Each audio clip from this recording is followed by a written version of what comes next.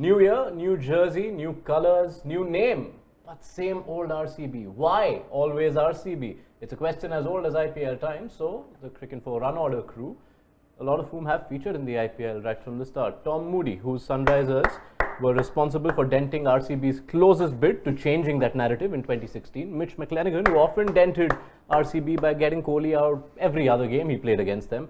Ronak Kapoor and George Binoy, who have spent so many meetings discussing this same topic. So guys, this is just another Zoom call.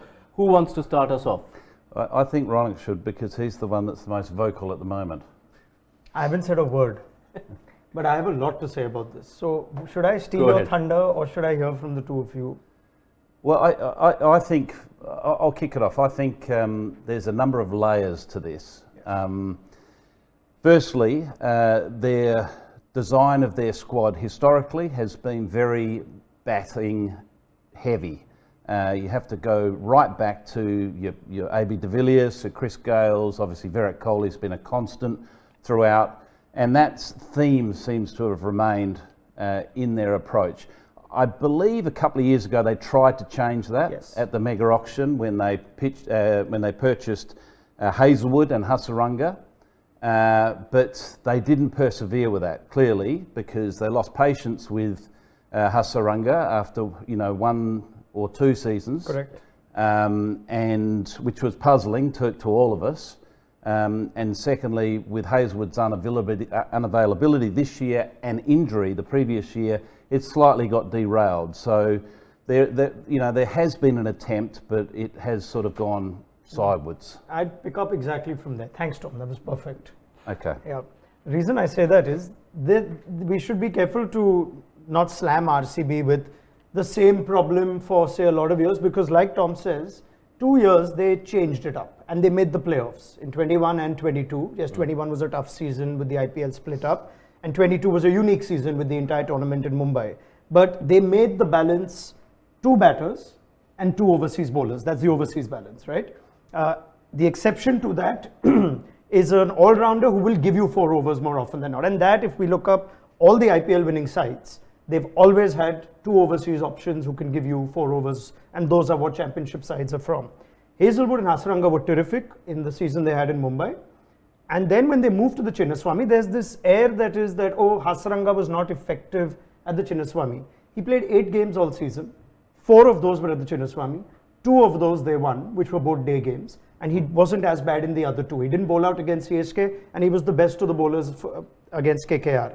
So they've made an assessment after 8 games in 1 home season that Hasaranga doesn't make it. Yeah. I thought the logic of sending Hasaranga back to the auction was we'll get him back cheaper. They didn't even want him for more than 1.5 crore. Let's leave everything out that he got injured and unavailable. That's not what we're looking at.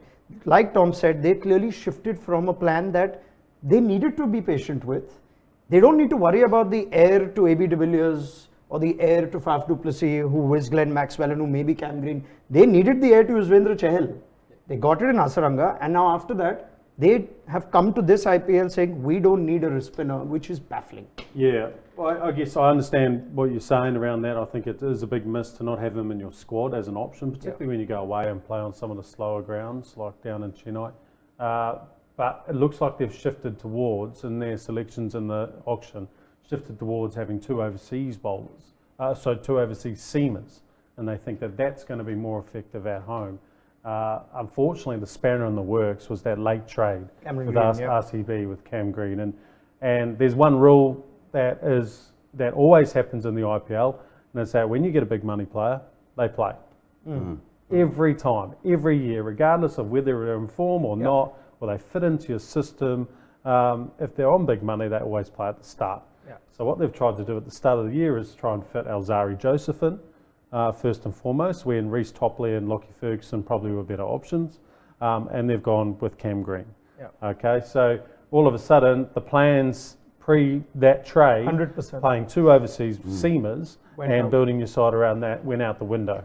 Just on that trade, and that's another thing that I think was a real miss from RCB. If they thought that was a good trade, and you could argue both ways, because Cam Green had a breakout year with Mumbai, batting at 3, but they traded him as a specialist number 5, because that's the role they wanted him to play. He's never played that before.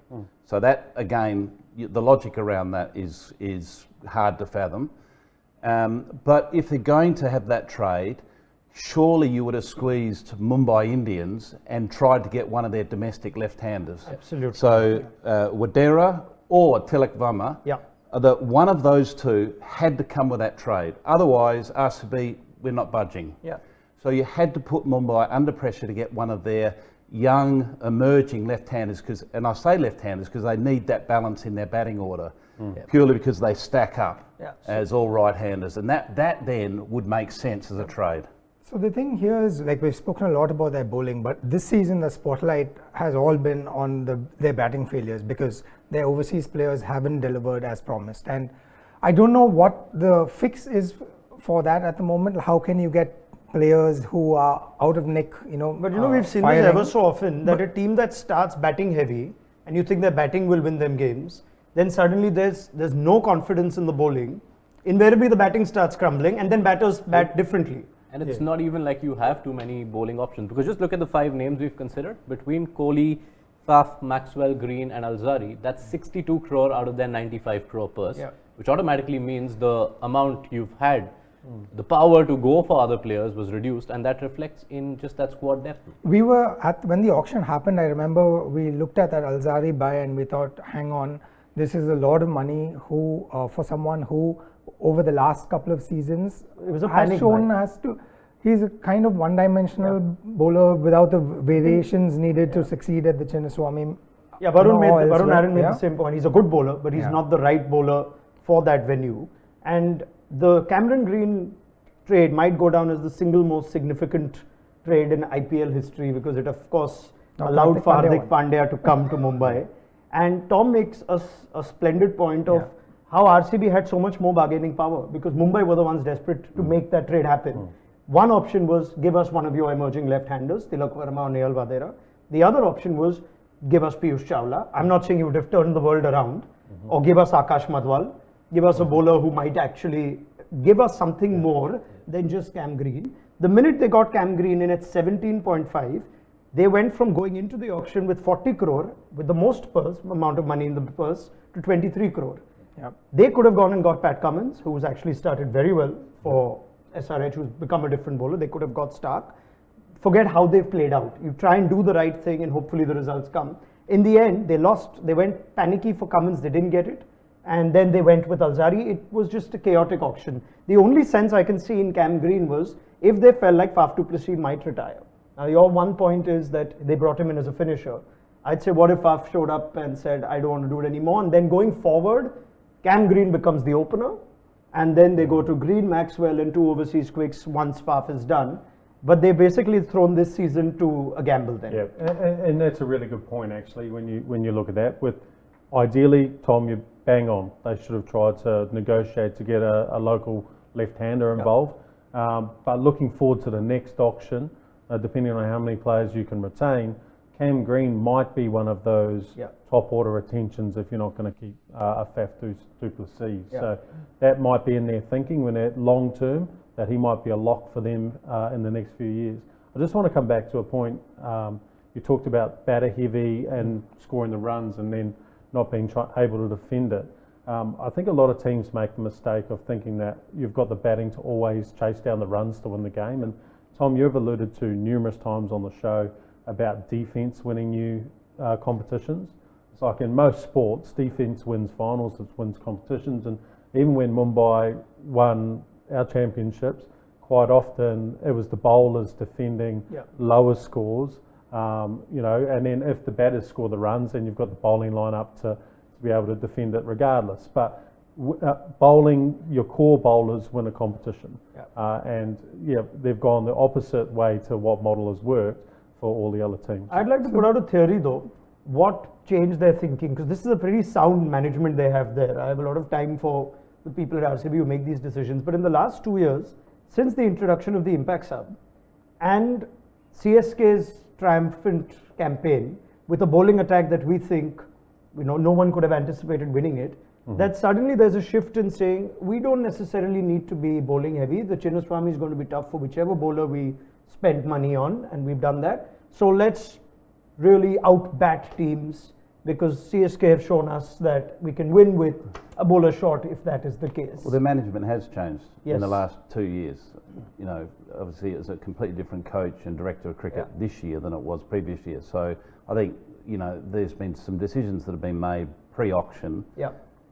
by the new management that, you know, they're looking to put their, you know, stamp and style on how RCB can be successful, and whether they're thinking short term as in we want to be title contenders in 2024, or they're thinking beyond that and think, well, this is a slow burn, we're trying to fix this because it hasn't been successful for a long period of time, we're trying to fix this for the long term.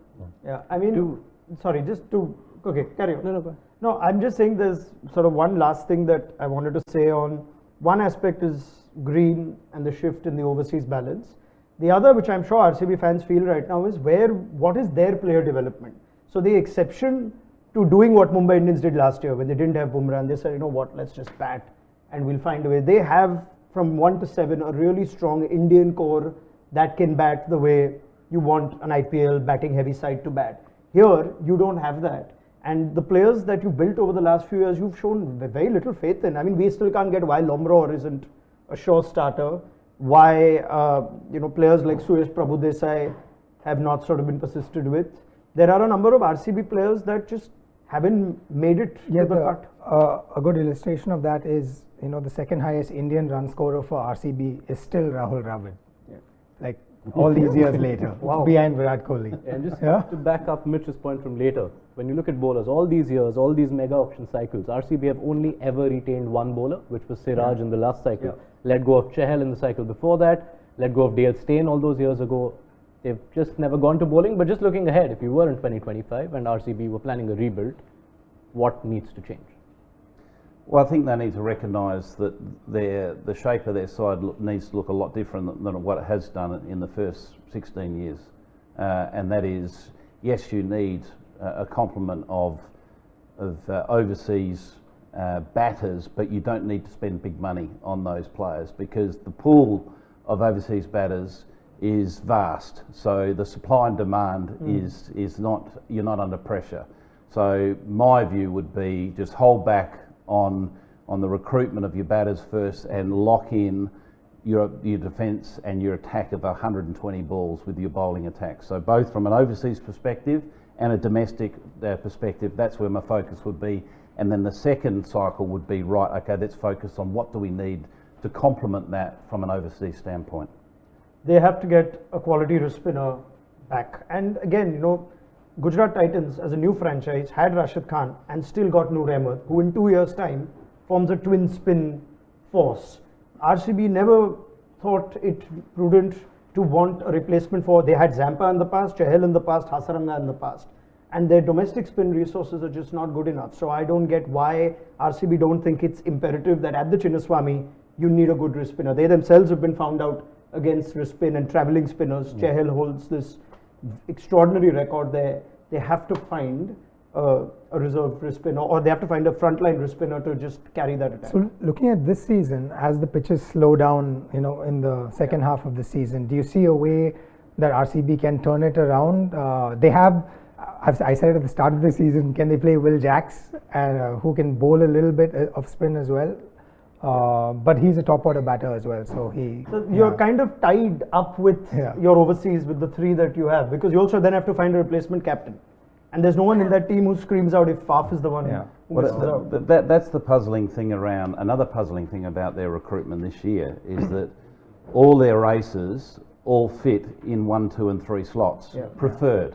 So they haven't really recruited for horses for courses. You know, you ideally want to be, you know, looking at specialists that know how to finish a game, like a Tim David or a Corin Pollard or those types of players. You know, they've got players that are very fine players, but they ideally all wanting to get in the front seat of the bus, not sit in the back seat and do the heavy lifting, you know, in the last 5 overs or 10 overs, where you've got to have a special, you know, special sort of skill set. And I think one of the players who's best at that is retiring this year. So Dinesh Karthik retires next year. Well, he's the only one that can do it. I think quick fix right now, you'd like to get Will Jackson to the side. who does he come in for? Does Faf go to 3 because he's going to stay captain, right? So Will Jacks to open, Faf to 3, which means that Cam Green misses out. Then I'd like to see like Rowett and Lomroy come into the middle order. Yeah. And I think with the form that Glenn Maxwell's in, I think you just want to slot him down the bottom of the order. I know that's not his preferred position. I know he takes on spin and between 7 and 15 exceptionally well. But at the moment, what they need is some insurance at the end of the innings. So any of those batters who are coming in know that they can still go at a good strike rate because they've got Glenn Maxwell behind them. Yeah. If Glenn Maxwell gets out early, then that affects the mindset and the psyche of the other experienced batsmen at the other end, thinking that they need to bat to the 18th, 19th before they go. I think the best bet is also they need Siraj to find the form he had last year. Because when Siraj ran through top orders, then their batting sort of had the confidence to chase or even defend. They also need some stability with whatever resources they have this year. Dayal's actually not been bad, which has been a pleasant surprise. Yash Dayal's done well for them. And they can back between Vaishak, Vijay Kumar and Akashdeep, who we've not seen at all this season. I don't know why. So they can pick their 3 or 4 players that actually have something about them, that have done well outside of the IPL, either for India or in domestic cricket, and just back them. Some of the moves some of the calls they're making this season just don't add up. With Lomroy in and out, with Rawat in and out, with Saurav Chauhan out of nowhere, with Patidar finding no love in the batting order. They need to find some clarity with the resources they have. Don't worry, now that we've done all this dissection, surely RCB turn around their season, make the playoffs, and then all of you can come at us in the comment section. This was ESPN Cricinfo Run Order. We've not even mentioned Kohli once. We did. We did? Yeah. Okay.